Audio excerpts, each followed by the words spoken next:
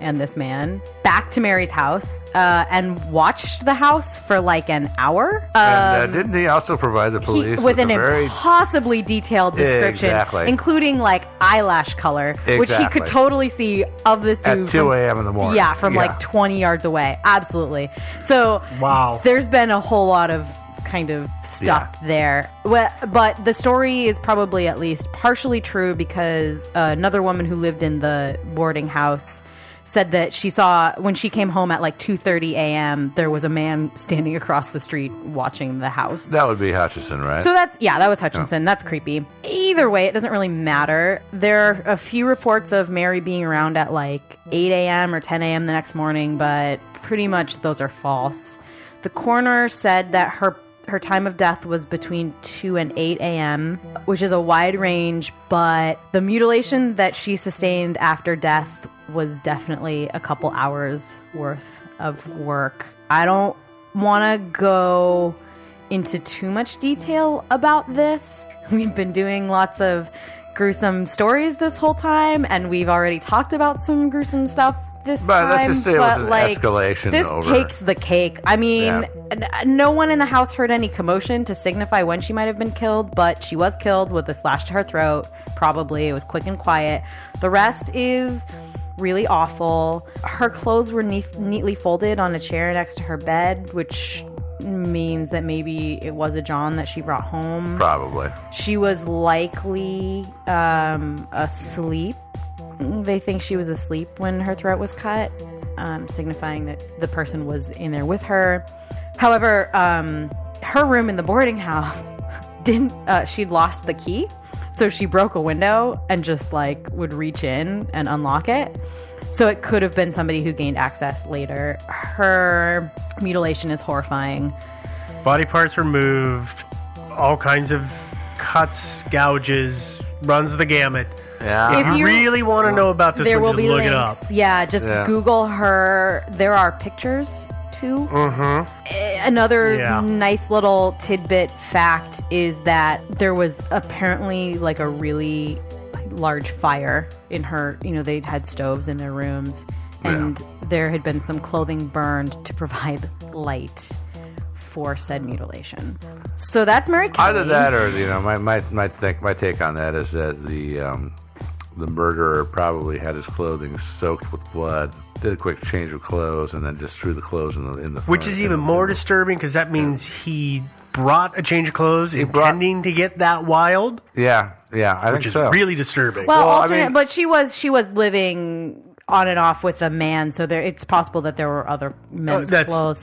Or as I think somebody has mentioned, there's also the theory that perhaps Jack the Ripper dressed as a woman when coming and going from these things to... that was Jack London? Or who was it? No, it was Arthur Conan Doyle had come up with that. Yeah. And I believe that... maybe he just borrowed some of Mary's clothes. Maybe. I mean, it would explain why, like, nobody saw anything unusual leaving the women's boarding house that she lived in. But deep breath. A nasty little murder. And then we've got one more outlier that we're just going to cover real briefly. This is one sort of related. Sort of, maybe. I don't really know. This is Frances Coles, a.k.a. Frances Coleman, Frances Hawkins, also known as Carity Nell. I don't know where that came from, but... she was someone like Marianne Nichols and all the others. Her life was unimproved by alcohol. She was a prostitute in the Whitechapel area for reportedly about 8 years preceding her death. And on the day preceding her death, she had been bar hopping with a merchant seaman named James Sadler, who was arrested, and they actually tried to send her to prison for her murder, but it didn't work out that way because he had a pretty good alibi. We'll get into that a little bit. This is real quick because I don't think this is even related to the Ripper.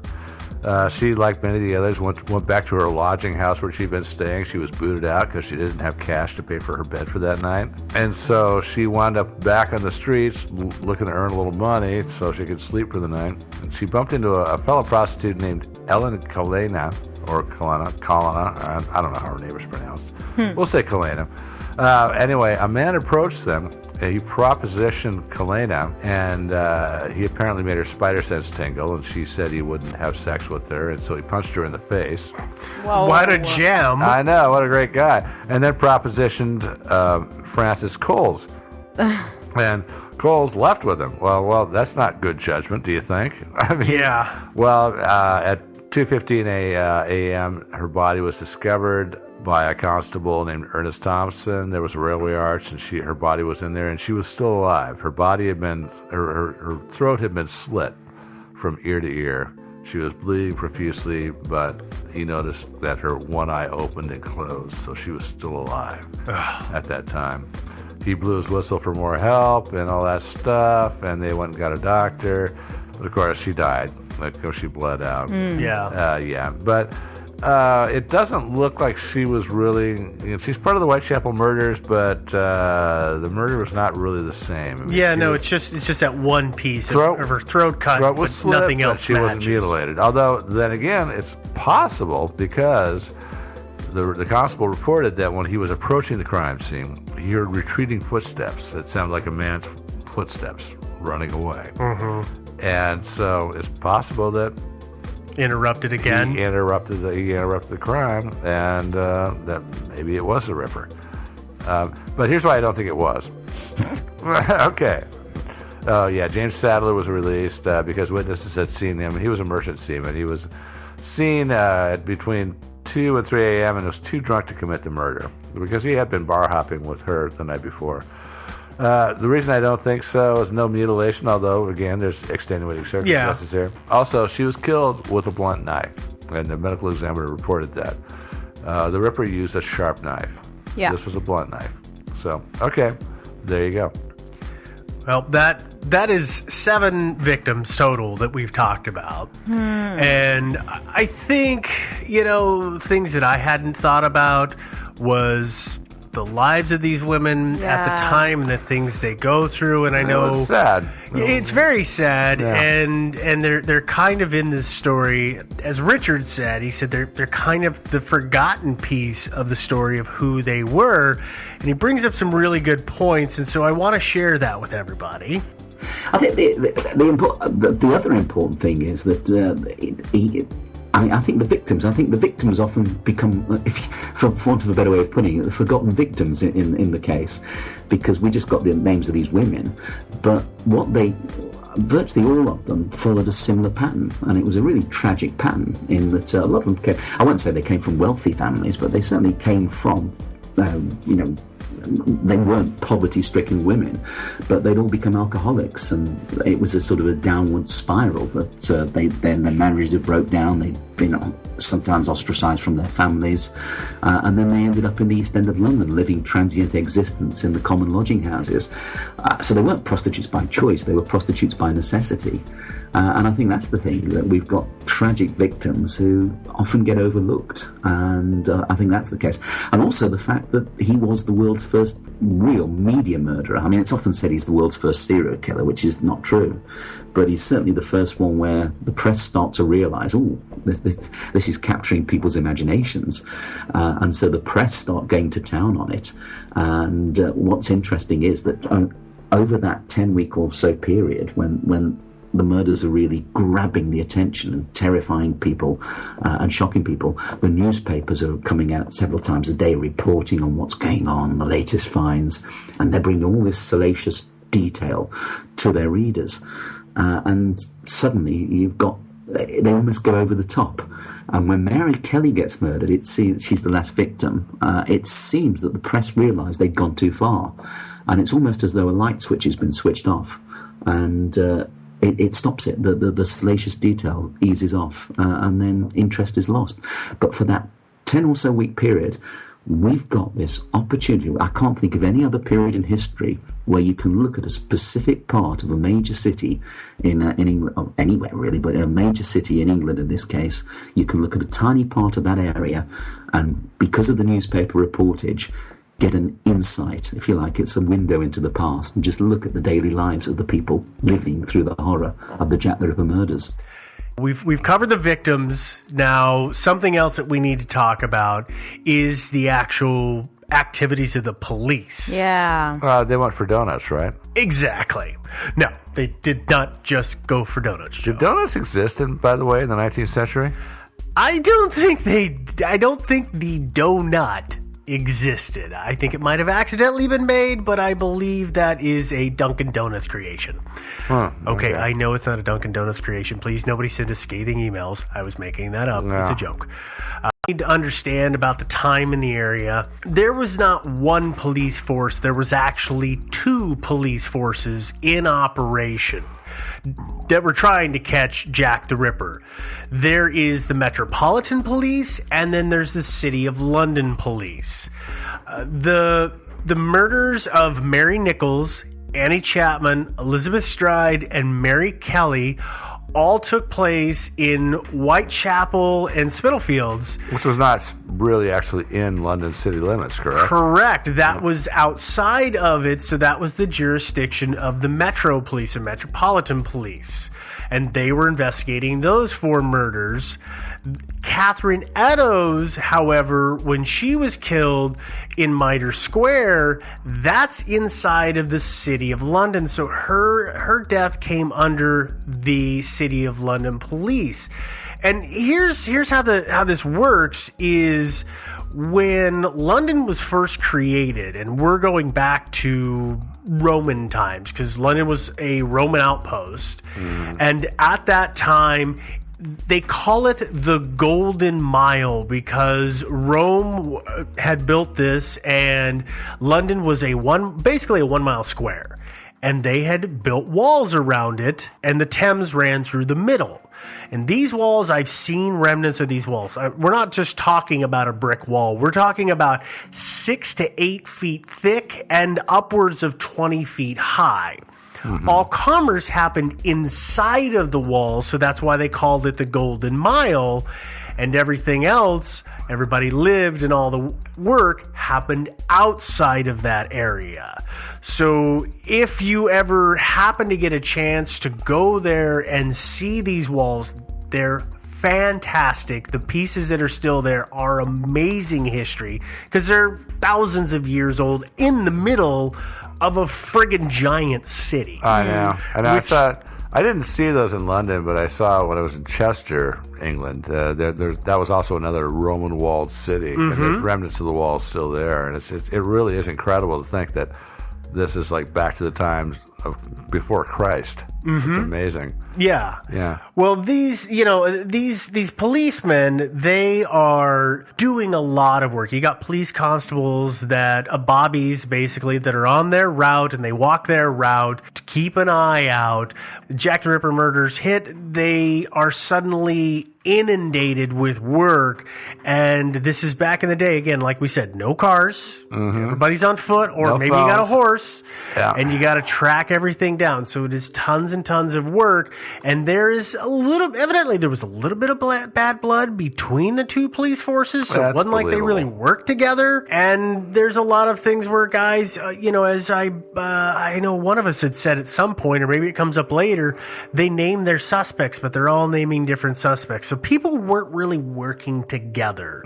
So though I know they were trying to do good, it wasn't the most organized search and investigation that I've seen. That is like really typical. I mean, I've heard many stories and things like serial killer investigations here in America where the local police department gets really, really territorial with the feds, like the FBI comes in and stuff like that. There's a lot of bad blood. It's par for the course. Well, do you know who else was trying to do good?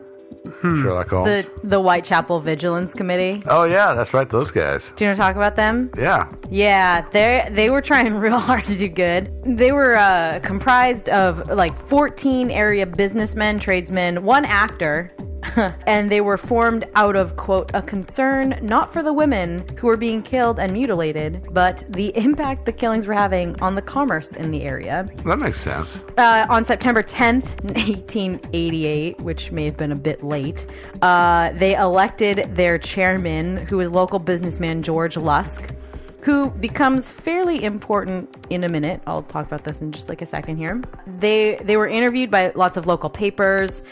They encouraged the police to issue a reward for information, and when the police were like, nah, they were like, all right, we'll do it. So they put a bunch of posters up trying to inform people, saying, any information that leads to the arrest of this person, we will give you a reward. Yes, it was not a whole lot. Yeah. And actually, after the death of Elizabeth Stride, the committee decided that they were unhappy with the level of protection that the police were offering. So they created their own citizen patrol force and employed 2 private detectives. But George Lusk, in October of 1888, was the recipient of one of the famous Ripper letters. In fact, it gets a little worse than that. It was a nice little bit, it's the nice little bit of Ripper lore. It's the From Hell letter. Yeah. Yeah. This is very popular. Yeah, so he returned home to find a small package in the mail. Upon opening it, he found half of a human kidney and a note that read, "From Hell. Mr. Lusk, Sir, S-O-R.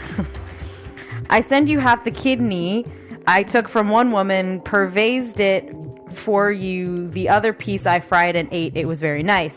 I may send you the bloody knife that took it out if only you wait a while longer. Signed, Catch Me When You Can, Monsieur Lusk. You should, if you want, you should go out and read it. There's so many misspellings in here. I can't even. It is. It's awesome. Well, I've seen a copy of the original too, and it's almost illegible. The writing is so bad. Yeah. Mr. Lusk, he was pretty sure it was a hoax, actually, and so he was like, yeah, we'll just throw it away. But he told a couple of his fellow committee members, and they said, well, actually, maybe we should take that to the police. And he said, all right, fine. So they took it to the police, and it kind of just fades into lore from that point. There's a lot about the letters, and I don't think that we're actually going to talk too much about the letters. I think that our interview with Richard shed some really good light on the letters. Yeah, the letters, I think, typically in situations like this, usually all kinds of cranks write letters in, so it's really hard or, journalists or whatever. But this one particularly sticks out because it did have that half a human kidney, which follows quickly after another letter. And I didn't take notes on this. I just kind of vaguely read about it, so I'm doing this 100% from memory at this point. But there was another letter that wasn't released that was right before Lusk got it. This package with a letter that said that they were the Ripper or whoever sent the letter claimed they were going to send half a kidney to somebody, and then a couple days later, half a kidney showed up. So there's a little bit of evidence to suggest that perhaps some of them were legitimate, but there were, as Richard talked about, and actually we should probably just let him talk about it. Yeah. There's so many letters that it's hard to kind of suss out what's real and what's not. Yeah, and plus, also if you're planning on sending a crank letter with half a kidney in it to some person, then it's not that hard to plan that all out and send a letter saying that you're going to send half a kidney to somebody several days prior to that. I mean, it really, still doesn't prove anything to me. Now, the letters, well, first of all, one of the things we have to differentiate between is the Whitechapel murderer and Jack the Ripper. I often say Jack the Ripper was the man who never existed, because he didn't. He was the creation of a letter writer, and that was the famous Dear Boss letter. I keep on hearing the police have caught me, but they won't fix me just yet. And it goes on to gloat over the murders, and then it's signed Jack the Ripper. Now, the letter arrived, or it entered the investigation when the police were getting a lot of press criticism. So the police made the letter public in the hope that it would give them a breakthrough. And very soon they realised they'd made a massive mistake, because once the letter went public, it gave the murderer a name, that name Jack the Ripper. And so the media throughout the world latched onto that name, and it almost turned it into a sort of a pantomime on the streets of the East End of London. And the other effect was that when that letter went public and it was signed Jack the Ripper, hoaxers throughout the land began reaching for their pens, and the police became swamped with this tidal wave of Ripper correspondence. So there were lots, we're not just talking one letter, we're talking lots of letters that were coming in, because every one of them had to be investigated and assessed, and if it was possible, followed up. And it brought the police investigation almost to a standstill. It had the opposite effect of what the police had wanted. It gave them more false information they needed. So, but the letter itself, the police at the time, and a lot of experts today, are convinced it was the work of a journalist who actually did it probably just to keep papers selling. But it certainly did turn 5 sordid East End murders into an international phenomenon and gave birth to the legend of Jack the Ripper. So another kind of issue that we wanted to bring up is kind of, it has the potential to be an inflammatory issue, and that's fine, is that there was a lot of anti-Semitism happening in London at this time. And Richard talks about this a little bit, and we'll let him talk about it in a minute, but after the double event on the 30th, police, of course, just were scouring the area for clues. And at about 3 a.m., a constable found a bit of bloody cloth, like a shawl. I think it was a piece of the apron. It was a piece of the apron, excuse me, that was apparently later to be confirmed as part of Catherine Eddowes' apron, excuse me. And above it, written in chalk, was either "The Jews are the men that will not be blamed for nothing," or "The Jews are not the men to be blamed for nothing." Jews is spelled Juwes. There are a couple different police officers who responded to this. They all wrote down different things that this said. And I guess here is where we need to back up a little bit to the Mary Ann Nichols murder. Nichols murder. And the rumors about her killer being the Jewish man named Leather Apron. Yeah. This was not a particularly good time for Jews in London, no matter what. There were a lot of them. A lot of them were in this kind of Whitechapel slum area. And as Richard kind of talked about, their influx kind of coincided with these murders. And I think that everybody could pretty much agree that, this is totally circumstantial. It doesn't actually say anything about Jewish people on the whole. But, of course, if there's a new group of people in an area and then things that people have never seen before start happening, they're going to blame the new people for the new thing. Yeah, and there were a lot of Jews from Eastern Europe who would come into the area. Absolutely. And of course, there were a ton of Irish that had also recently come into the area, too. So. Sure, but I think, one of the things that's really handy about the, Eastern European Jews that come into the country is that they all speak Yiddish or their native language, not English. Mm-hmm. So it's kind of the human nature of it to just say those people are different. Well, it alienates them from you and you from them. Mm-hmm. So... Well, and there's also the blood libel thing, too. There were lots of really, really nasty stereotypes about Jews that have circulated in Eastern Europe for years. Mm-hmm. The blood libel being, what that is. Mm-hmm. That the Jews would kidnap and exsanguinate Christian children and use their blood to make matzah cakes. Yeah. Oh, yeah. Yeah. Well, there's the other aspect of this as well, where we kind of get into the potential of police may have apprehended the Ripper, and there was one credible witness, but they were both Jewish, and it is part of Jewish law that you can't testify against each other. So there's that aspect of it as well. Is that actually part of Jewish law? Yeah, it is. Really? Yeah. It's in the Bible. Spelling. Uh-huh. So there are some people that think that with the double negative, the phrase was meant to mean that the Jews would not take responsibility for anything. There are also people who suggest that Jews spelled that way is actually a slang word for two, which I don't know what that would make that whole thing mean. There's also some kind of Masonic, Freemason the Masonic interpretation angle, there. No matter what, and I'll let Richard kind of tell this because he tells it better. It was destroyed before there could be a good record. Photographs existed at the time, but there's no photographs of this graffiti. And, Richard says why. So when that message was found, Sir Charles Warren, who was the Metropolitan Police Commissioner, he was horrified because at 6 o'clock that morning, you were going to have the Petticoat Lane Market around that doorway. And it was going to bring hundreds of Gentile buyers, or even thousands, into an area and to a market that was staffed largely by Jewish stallholders. And the building where it was found, that was Jewish flats as well. So what he thought was, if that's on the wall in the morning, we're going to have riots. Innocent Jews will be attacked by the mob. So he destroyed the message. He had it erased before anybody could see it the next morning. And that's fed into the conspiracy that Sir Charles Warren, being the Metropolitan Police Commissioner, that he's done it to cover the fact that the Jewess might have been a reference to a Masonic ritual. But it probably was. I mean, the different officers who saw it said, some said it looked faded, as though it had been there for some time. My personal belief is it was coincidence. It was already in the doorway, and Ripper just happened to drop the apron in that doorway. Yeah. What's not often pointed out is that there was lots of racist graffiti against the Jews going up in the streets at the time, because they would become scapegoats. So it's probably just a piece of that graffiti. Yeah. But it feeds nice. The misspelling, the Juwes, it's that misspelling that's seen it turn up as part of the Masonic ritual and stuff like that. Yeah, so you probably don't think the Ripper was Jewish then, right?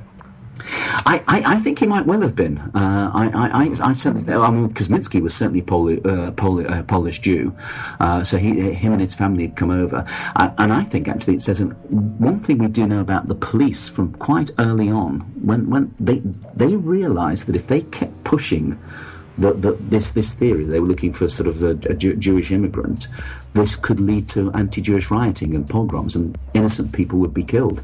So I think if the police did catch him and he was Jewish, and they couldn't try him, so you had to go to an asylum, I think the police probably would have covered it up, because they would have had full-scale rioting in the East End and innocent people would have died. So I think from that point of view, the police showed themselves to be quite enlightened. So I think there's a good possibility that he was.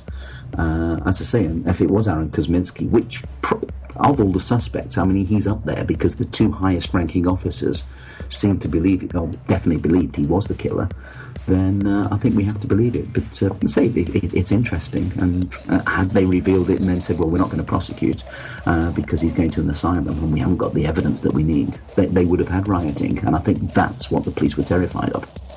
Now we get to the part of the story where we look at the suspects of who could have done this. Some of the suspects. No, okay. Yeah, and there's hundreds. There's a huge smattering of potential, and I emphasize the word potential suspects. I want to suffice to say that there is an entire Wikipedia article dedicated only to the suspects in this case. And it is huge. Yeah, and it includes George Clooney, by the way. Probably. Well, here's the thing, is that we brought up a couple of questions to Richard that he had some really good input on. And the things that we wanted to kind of find out was, one, why did the Ripper do it? What was his motivation? He was a psycho. And then the next was, of course, why are there so many suspects? And like I said, he had some really good things to say. To be honest, I don't think there was a motive. I think it was just purely for the pleasure of the kills. There's all sorts of theories. There's theories that he'd caught a disease off a prostitute, and it was his revenge. There's a theory that he wanted to rid the East End of prostitution. There's a wonderful theory that George Bernard Shaw first put forward, that he was a social reformer, and he did the murders to expose the horrible conditions in the area. So, which is an intriguing one. What a progressive guy. This is it. He was just saying, well, no one's listening, so I'll do something that will make people sit up and take notice. And they most certainly did sit up and take notice. But really, I just think he was just probably some nobody living in the area. He had voices in his head, and every so often those voices got too much and he went out and murdered. And for the rest of the time, it was probably somebody who people living next door, people who saw him, thought, he's eccentric, but he's harmless. And that was it. And that's often what these serial killers turn out to be. It's often when they're brought to justice, or if they're brought to justice, it's often the last person you ever expected it to be. So you were saying you kind of think the voices in his head, that kind of leads me to think maybe something like schizophrenia? Yes, as I say, it could be any form of illness. Schizophrenia seems highly likely. The interesting thing about Kosminski is that from what we know of him when he is in the asylum, he's not in the. In fact, he's put down as non-violent, so he just doesn't seem the sort of the sort who would do it. However, I have to stress that the Kosminski we know is the Kosminski from 1891 onwards. We don't know what he was like in 1888. He could have his condition could have deteriorated by 1891 a great deal. But the only violence he's ever put it or shown to have done is to throw a chair at an attendant at the asylum. So he doesn't seem homicidal, and there's other suspects who most certainly were homicidal. So it's interesting. We'll say it's just one of those things that we'll just never know. I'm just curious, why has the list of potential suspects grown so exponentially? The main reason is because he wasn't caught, so anybody can come up with a person. I mean, what a lot of writers do is they get their suspect and then they make the facts fit their suspect. There's very few writers actually do it the other way around, which is what should be done. Get the facts and then, get the facts and then look at who the facts lead to. The point is, if you go to a publisher and say, I want to write a book on Jack the Ripper, they'll only really consider you if you've got a suspect. And the more dramatic the suspect is, then the more chance you've got of that book being published and the book becoming a bestseller. So like I said, that's a lot of good information. And I really like the points that Richard's brought up. Now, we're going to look at a couple of the suspects. Again, like there our are top too 4, right? many to really go into. But we're going to go into a couple of them. Yeah, we're not going to talk about the royal family or anything like that. Well, maybe. Well, actually, we'll I talk do. a little bit about that. I'm going to go into that one a little bit because I find that one fun. It is fun. It's a fun lark, and the exactly things that get brought up are pretty humorous. But let's not go there yet. So let's start off with the first one that we've got on our list, which Montague John Druitt. Montague. Tell us about Montague. Montague, who, by the way, I don't believe was the killer, but he's still believed by some people to be the killer. He was from an upper-class background. He studied at Oxford, worked as an assistant schoolmaster, and while he was doing that, he studied law, and he became a barrister in 1885.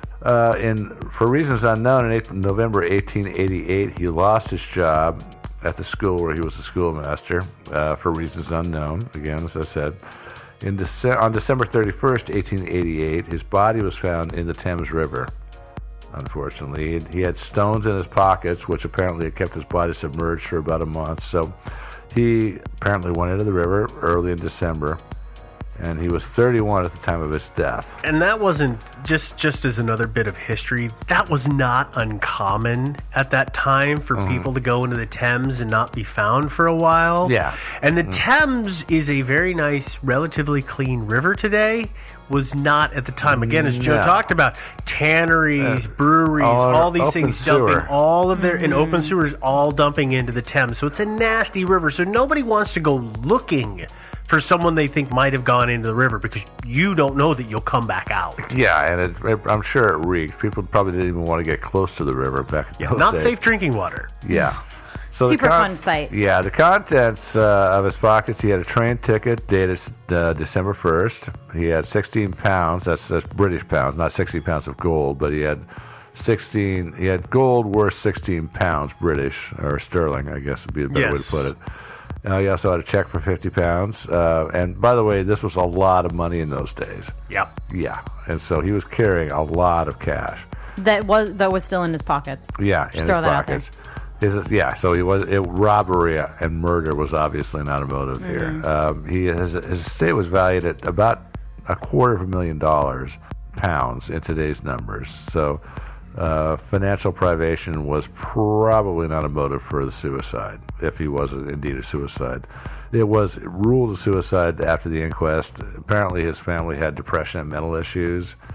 His grandmother committed suicide. His aunt attempted suicide. His sister, later, long after his death, killed herself.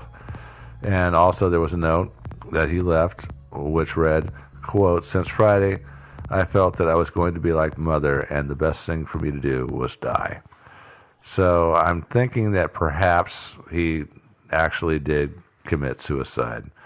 But his death coincided with the end of the Ripper murders, which is why sometime after the fact, this didn't happen right away, but eventually, years later, people started putting two and two together and saying, hey, golly, he killed himself right at the same time the murders ended. I don't believe that there's I just don't believe there's any credible evidence that he was actually the Ripper. What do you guys think? Any opinions there? No. The timing is the convenient key That is piece about of it. information for me. But that's Yeah, it. and if we're going Yeah. by like people who died around the same time. Exactly. that the There's a murders lot of them, ended. right? There's a lot of people. Yeah, I know, exactly. And so I think it's a kind of a slander on this guy's memory that he's been suggested as possibly being the Ripper, because there's absolutely no evidence for it. And yet still, he is considered to be a prime candidate as the Ripper. Unbelievably so.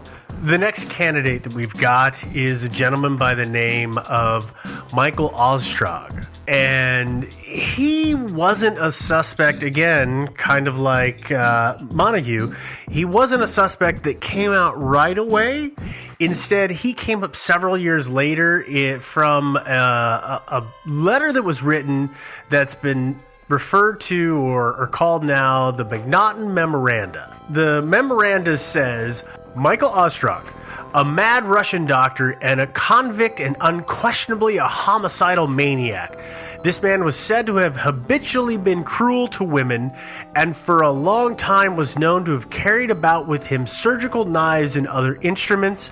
His antecedents were the very worst, and his whereabouts at the time of the Whitechapel murders could never be satisfactorily accounted for. What he might have been unstable, but nobody could ever pin the name. He was a petty criminal. So this is my issue with him being called a suspect. He was a petty criminal. He was never known to be a violent criminal.